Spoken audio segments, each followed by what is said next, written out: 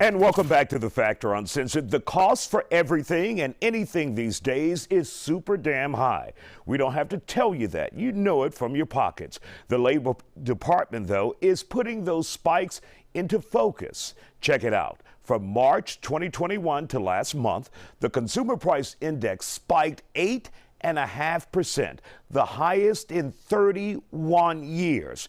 Gas prices up 48%, used cars up 35%, bedroom furniture 15%, groceries also up. But bacon and oranges specifically are up by 18%. Tonight, I ask a consumer expert how this is going to affect you, the average Joe, and for how long. Oh, it's going to hit them hard, Isaiah. There is so much going on right now with food prices, gas prices. I've got a good friend of mine who's in the mortgage business, and people contracted to build homes 6-8 months ago, and now rates have gone up so much that they can't qualify debt-to-income ratio-wise on the loans anymore. And there's just so much out there, and you know, the tax at the pump is the biggest thing, and it really is a tough thing to see. How did we get in this position that we're in now with such high inflation, with the trickle-down effect? Yeah, it's twofold. I mean, we had the COVID situation, and the Fed injected all this money into the economy to the tune of about $10 trillion. And all that money was out there chasing goods and services, but all of a sudden we had supply chain shocks. And, you know, factories were shut down and stores were shut down and transportation was shut down. So we have a massive supply chain logistics issue followed by all this money in the system chasing all these products and services. And when you have all these dollars chasing these products and services, but there's no products and services out there, price goes up. And that's basically all supply and demand. And it's going to continue that way until we see a couple of things happen. One of which will be getting the supply chain fixed and getting, you know, the trucks moving again, getting food back on the shelves, getting things back on the shelves at Best Buy, getting Rolexes back in the Rolex store. Isaiah, you can't even go to, there's not a Rolex store in the country. You've got a Rolex watch right now for sale. I mean, it's mind-boggling to see what's going on. And the Fed really is working hard to cool things down. And that's why they're doing these rate increases.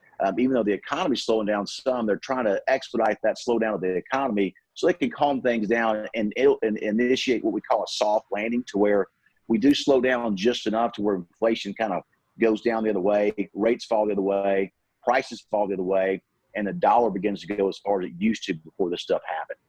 Now, what should the average consumer out there do to protect themselves or prepare for more? Well, the biggest thing they should do is, if they're investors, they should have their money allocated to things that do well in an inflationary environment, Isaiah. And those are things like Treasury, inflation protected securities. Gold is a good thing.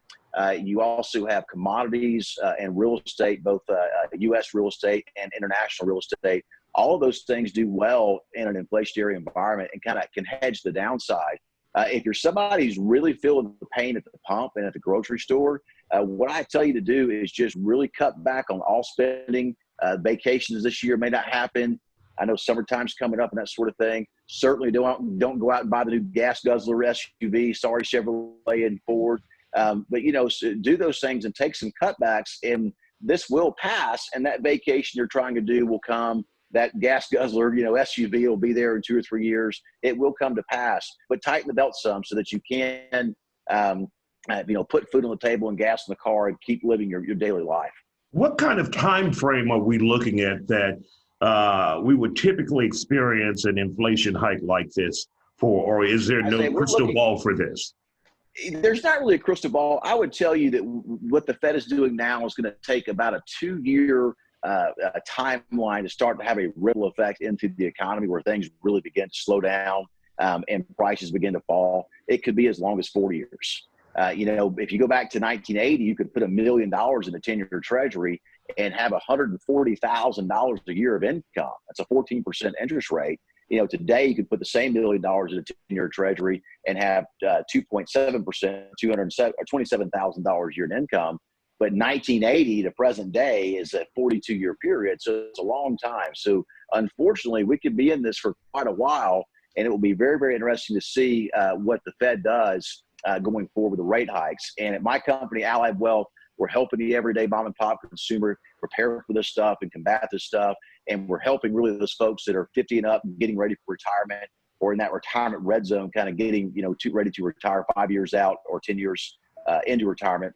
Really helping those folks allocate their portfolios to do two things that will do well in an inflationary environment, because that's a very, very big concern we're seeing from a lot of folks right now. All right. Ryan Wheelis from Allied Wealth, thank you for joining us and for your valuable information and guidance here during this inflationary period, which is just mind-blowing. Thank you, sir, for joining us here on The Factor Uncensored. My pleasure. Thanks so much for having us on, and be well.